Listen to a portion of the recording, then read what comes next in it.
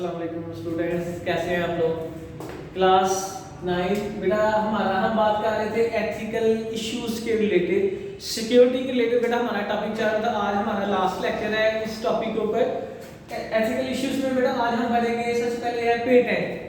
Patent बेटा क्या है, इसकी सिंपल डेफिनेशन है, patent is a way to protect an ideas if you are doing research in some field and you have an idea then you must get patent for that idea।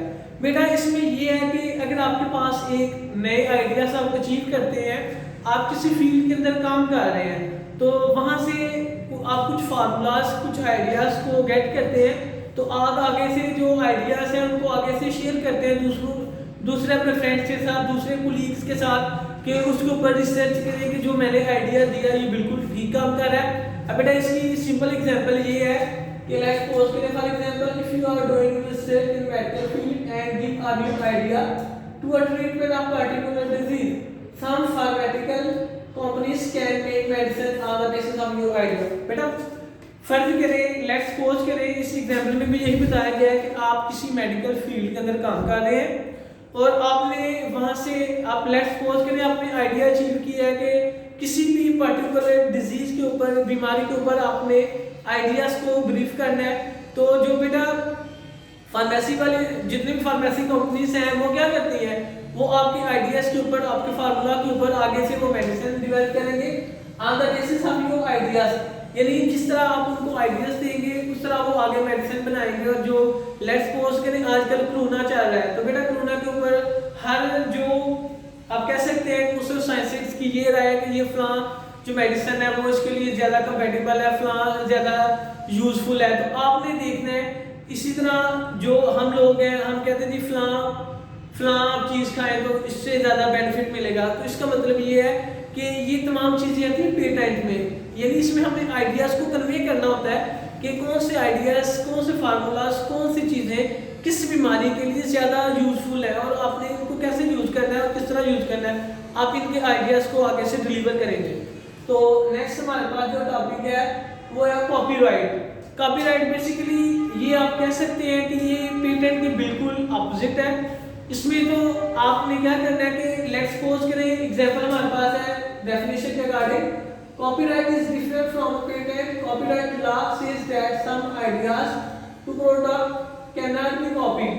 ये कहता है कि copyright के अंदर आप किसी भी प्रोडक्ट को कॉपी नहीं कर सकते। हालांकि पेटेंट में ये है कि आप अपने आइडियाज को कन्वे करते हैं, शेयर करते हैं अदर्स के साथ कि उसके ऊपर डेवलप हो ताकि ज़्यादा से ज़्यादा काम किया जाए और जो भी आपने बीमारी के लिए मेडिसिन सेलेक्ट की है वो उसके लिए यूजफुल हो।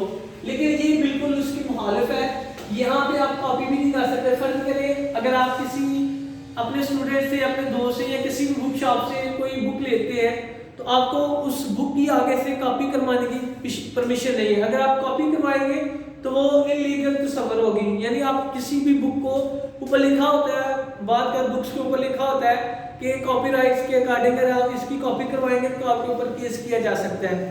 तो बेटा कॉपीराइट के लिए जो सिंबल हमारे पास है वो ये सिंबल हम यूज करते हैं।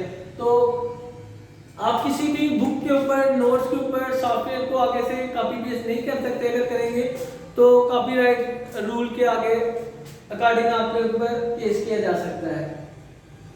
नेक्स्ट हमारे पास है ट्रेड सीक्रेट। अब बेटा ट्रेड से मुराद ये है कि हम बिजनेस कर रहे हैं, तो जो बिजनेस के रूल्स हैं, बिजनेस के कुछ गैजेट होते हैं, आपने उनको दूसरों के साथ शेयर नहीं करना। अगर शेयर करेंगे तो आपकी जो कंपनी है उसको लॉस होगा। तो इसकी डेफिनेशन ये बनेगी, trade secret are usually the secret that are playing an important role for the success of company. Trade secret किसी भी कंपनी की इंपॉर्टेंस के लिए और उसकी आप कह सकते हैं कि उसके फायदे के लिए बहुत ही इंपॉर्टेंट रोल प्ले करती है। They have a lot of value the usefulness for the company. आप कह सकते हैं कि ये उस कंपनी के लिए बहुत ज्यादा यूजफुल होगी, आपके जो सीक्रेट्स होंगे। ठीक है, एग्जांपल है यहाँ पे there are many free email services but few of them significant competitive advantage over them।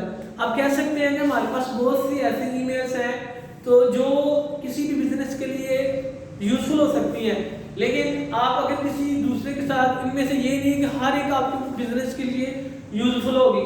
तो आपने इसमें इस हेडिंग में आपने यही करना है कि जो बिजनेस के आपके बिजनेस के सीक्रेट्स हैं, ट्रेड के सीक्रेट्स हैं, उनको अपने दूसरों के साथ कन्वे नहीं करना है, शेयर नहीं करना आगे से।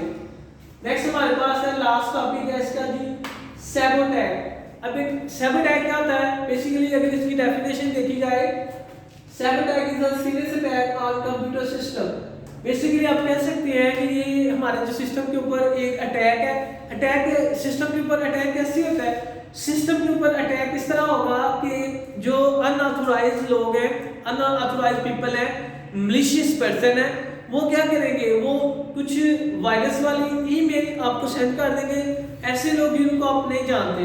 तो जो ही आप उस ईमेल को ओपन करेंगे तो आपका जो डाटा है वो चेंज हो सकता है, उसका पासवर्ड चेंज हो सकता है, मे बी आपका जो डाटा वो सारा डिस्ट्रॉय भी हो सकता है। और बहुत ऐसा होता है कि जो ही हम उस ईमेल के ऊपर क्लिक करते हैं, हमारा जो डाटा वो 0 एंड बॉक्सेस एंड 1 की फॉर्म में कन्वर्ट हो जाता है, यानी इसमें वायरस अटैच होगा तो हमारा जो हमारे सिस्टम की जो नॉर्मल वर्किंग है वो बिल्कुल डिस्टर्ब होगी, जिससे हमारी जो वर्किंग है वो प्रॉपर्ली काम नहीं कर सकेगी। और सैबोटैज को आप कह सकते हैं कि ये हमारे पास एक इंफॉर्मेशन है, इंपॉर्टेंट इंफॉर्मेशन है। तो ये आप कह सकते हैं बिल्कुल ये ऐसे काम करेगा जिस तरह एक वायरस होता है, वायरस कंप्यूटर के साथ अटैच होगा तो जो उसकी कंप्यूटर की हमारे पास नॉर्मल वर्किंग है वो भी डिस्टर्ब होगी, और जो उसका डाटा वो चेंज हो सकता है, और बाद वो डाटा आपका डिस्ट्रॉय भी हो सकता है। तो ये तमाम इश्यूज थे, एथिकल इशू थे हमारे सिक्योरिटी के रिलेटेड। तो आपने बेटा इनको अच्छी तरह से लर्न करना है। अगर आपको किसी भी टॉपिक में समझ ना आए तो आप ईमेल्स के ज़रिए, कमेंट्स के ज़रिए या फिर व्हाट्सएप ग्रुप के ज़रिए आप कांटेक्ट कर सकते हैं। ओके, अल्लाह हाफिज़।